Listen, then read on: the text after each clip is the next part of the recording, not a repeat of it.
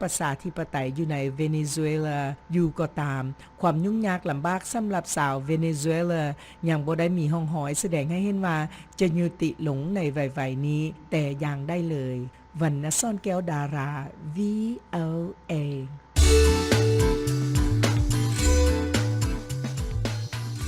เหตุการณ์ต่างๆอยู่ทั่วโลกได้สุมใส่เรื่องสภาพแวดล้อมในวันจันทร์วานนี้ในขณะที่ประชาคมสากลเฉลิมฉลองวันแห่งหน่วยโลกครบรอบ 49 ปี ผู้ก่อตั้งขบวนการดังกล่าวคาดคะเนว่าปี 2020 จะเป็นปีที่สำคัญในการระดมคนทั้งโลกเพื่อเฮ็ดให้มีการเปลี่ยนแปลงทางด้านเศรษฐกิจและการเมืองที่แนใส่ปกป้องหน่วยโลกไว้ให้แก่คนรุ่นหลัง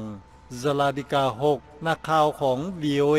มีรายละเอียดเพิ่มเติมซึ่งบัวสวรรค์มีรายงานเกี่ยวกับเรื่องนี้มาเสนอทานในอันดับต่อไป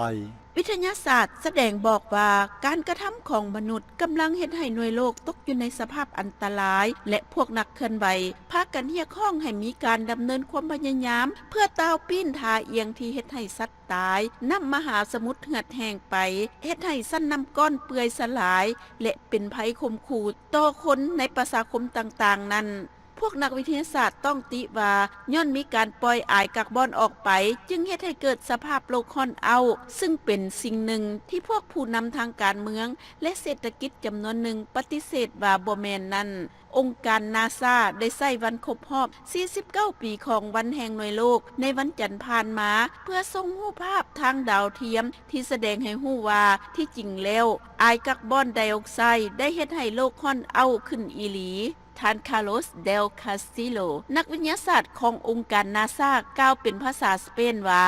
สิ่งที่พวกเขากำลังเห็นอยู่ก็คือจำนวนของอายกับบอนไดออกไซด์อยู่ในชั้นบรรยากาศกำลังเพิ่มขึ้นเมื่อเป็นเช่นนั้นอากาศและมหาสมุทรต่างๆจึงอุ่นขึ้นกว่าเก่ามหาสมุทรได้กลายมาเป็นกรดอาซิดระดับน้ำมหาสมุทรยืนขึ้นและเกิดเหตุการณ์เกี่ยวกับสภาพดินฟ้าอากาศที่ให้แห้งสูงขึ้นนับมือเช่นกันภาพถ่ายทางดาวเทียมยังแสดงให้เห็นอีกว่าสภาพการตัดไม้ทำลายป่าได้ส่งผลกระทบต่อดินฟ้าอากาศบ่เพียงแต่อยู่ในระดับคงเขตเท่านั้นแต่ยังส่งผลกระทบต่อทั้งหน่วยโลกน้ำและมันได้แสดงให้เห็นถึงการยืนขึ้นของระดับน้ำย้อนการละลายของชั้นน้ำแข็งนั่นเองถึงแม้นว่าจะมีหลักฐานแสดงให้เห็นว่าอุตสาหกรรมเสื้อไฟที่มาจากซากสัตว์และพืชการตัดไม้ทำลายป่าเศษขี้เหงื่อที่มีจำนวนหลวงหลายเกินไป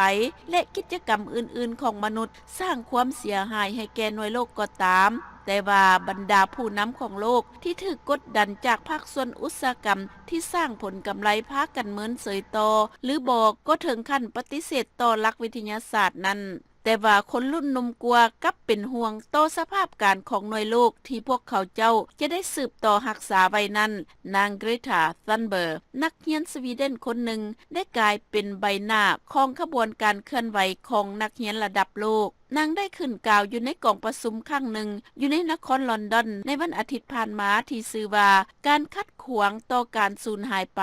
หรือ Extinction Rebellion นางกล่าวดังนี้ It shouldn't be like that, but since no one else is doing anything, we will have to do so.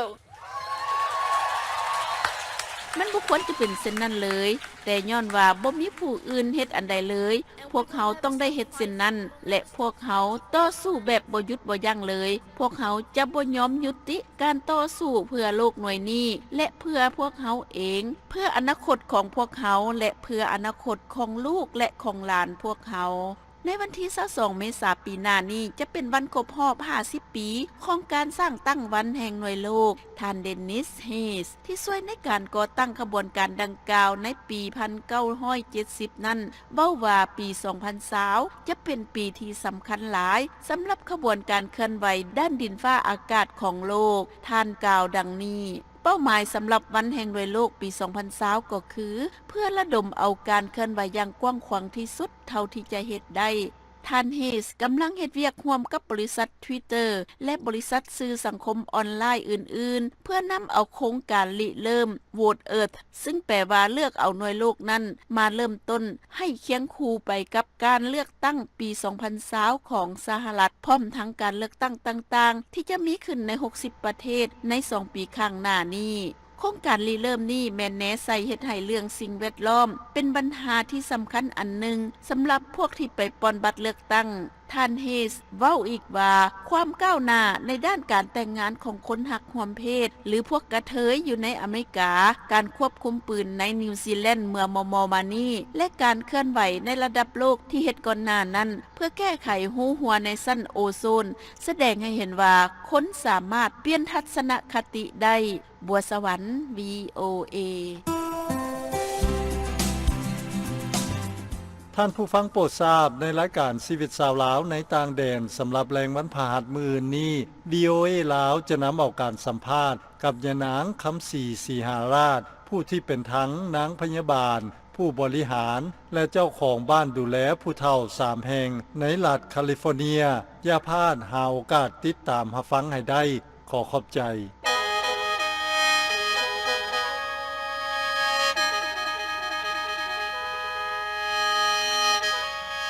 รัฐบาลลาวส่งมอบใบตดินให้กับประชาชนได้ต่ำกว่าเป้าหมายแผนการที่วางไว้ทั้งยังมีการเฮ็ดเอกสารปลอมเพื่อยักยอกเอาที่ดินของรัฐไปขายให้เอกชนอย่างกว้างขวางอีกด้วยสงฤทธิ์ผลเงินมีรายงานจากบางกอกเจ้าหน้าที่เครือข่ายการพัฒนาแบบเปิด Open Development Network ซึ่งเป็นองค์การที่บ่ขึ้นกับรัฐบาลในลาวเปิดเผยว่าทางการลาวโดยกระทรวงทรัพยากรธรรมชาติและสิ่งแวดล้อมได้ขึ้นทะเบียนสมโนที่ดินไว้แล้ว3ล้านกว่าตอนในทั่วประเทศหากแต่ก็ปรากฏว่าได้มีการอนุญาตออกใบตาดินให้กับประชาชนลาวได้เพียงแต่1ล้านกว่าตอนหรือคิดเป็น 40% กว่าของจำนวนทั้งหมดที่ได้ขึ้นทะเบียนสมโนที่ดินดังกล่าวซึ่งต่อปัญหาเดียวกันนี้ท่านบุญทองจิตมณีรองนายกรัฐมนตรีก็ยอมรับว่าเป็นการจัดตั้งปฏิบัติได้ต่ำกว่าเป้าหมายแผนการที่รัฐบาลลาวได้วางเอาไว้จึงเฮ็ดให้ต้องเร่งกระตุกสุกยู่ให้ทุกภาคส่วนที่เกี่ยวข้องจะต้องประสานงานร่วมกันอย่างใกล้ชิดเพื่อเฮ็ดให้การออกใบตราดินให้กับประชาชนสามารถดำเนินไปได้อย่างมีประสิทธิภาพสูงขึ้นดังที่ท่านบุญทองยืนยันว่า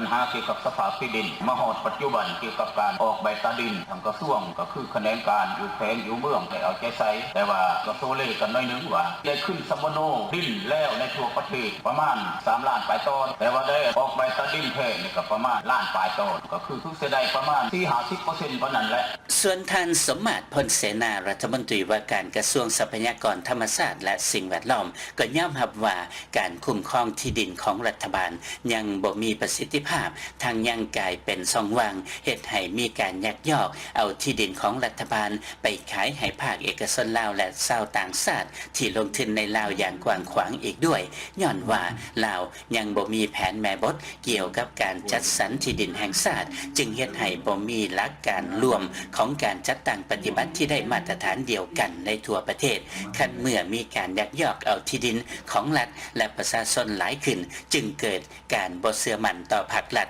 เพิ่มขึ้นด้วยเช่นกันทั้งนี้คณะเฉพาะกิจเพื่อการศึกษาวิจัยและวิเคราะห์ปัญหาการนำใส่ที่ดินทั่วประเทศลาวรายงานว่าการจัดทำเอกสารปลอมเพื่อยักยอกเอาที่ดินรัฐและการสอโกงเอาที่ดินประชาชนแล้วนำไปขายให้กับบริษัทเอกชนลาวและต่างชาติที่ลงทุนในลาวได้เกิดขึ้นอย่างกว้างขวางในนี้รวมถึงการปลอมแปลงใบตราดินเพื่อนำใส่ในการค้ำประกันการกู้ยืมเงินทั้งจากธนาคารของรัฐและธนาคารเอกชนในลาวด้วยโดยท่านทองรุ่นศรีสุรินทร์นายกรัฐมนตรีได้มีคำสั่งแต่งตั้งคณะเฉพาะกิจเพื่อศึกษาวิจัยและวิเคราะห์ปัญหาการนำใส่ที่ดินทั่วประเทศลาวนับแต่ปี 2017 โดยมอบหมายให้ท่านบุญทองจิตมณีรองนายกรัฐมนตรีเป็นประธานและมีรัฐมนตรีว่าการกระทรวงทรัพยากรธรรมชาติและสิ่งแวดล้อมเป็นหัวหน้าคณะซึ่งประกอบด้วยบรรดารองรัฐมนตรีกระทรวงที่เกี่ยวข้องเป็นกรรมการซึ่งจากการจัดตั้งปฏิบัติในช่วงปี 2017 หา 2018 ผ่านมาก็ปรากฏว่าสามารถยึดเอาที่ดินของรัฐที่ถูกยักยอกไปโดยผิดกฎหมายกลับคืนมาได้ในเนื้อที่กว้างกว่า 10,000 เฮกตาร์ ทางด้านดร.วาสนาละอองปลิวนักวิชาการมหาวิทยาลัยธรรมศาสตร์ในไทยซึ่งได้ศึกษาวิจัยเกี่ยวกับการนำใส่ที่ดินในแขวงหลวงนำท่ายืนยันว่าประชาชนลาวกำลังประเสริญปัญหาการสูญเสียที่ดินให้กับนักธุรกิจจีนเพิ่มขึ้นนับมือโดยมีสาเหตุจากการเข้าร่วมในโครงการเกษตรพันธะที่รัฐบาลลาวให้การสนับสนุนนักธุรกิจจีนให้เข้ามาลงทุนในลาวหลายขึ้นนับมือโดยประชาชนลาวได้ถูกบังคับให้เข้าร่วมในโครงการเกษตรพันธะของบรรดานักธุรกิจจีนเช่นการปลูกยางพาราโดยที่เกษตรกรลาวบ่มีเงินลงทุนจึงต้องกู้ยืมเงินจากนักธุรกิจจีนและนำใส่ที่ดินค้ำประกันขั้นเมื่อปรากฏว่าราคายางพาราในตลาดตกต่ำจึงเฮ็ดให้เกษตรกรลาวบ่มีเงินสำหรับใช้ในการชำระหนี้และถูกยึดเอาที่ดินโดยบรรดานายทุนจีนรายงานจากบางกอกทรงฤทธิ์ผลเงิน VOA ขณะนี้ท่านกำลังรับฟัง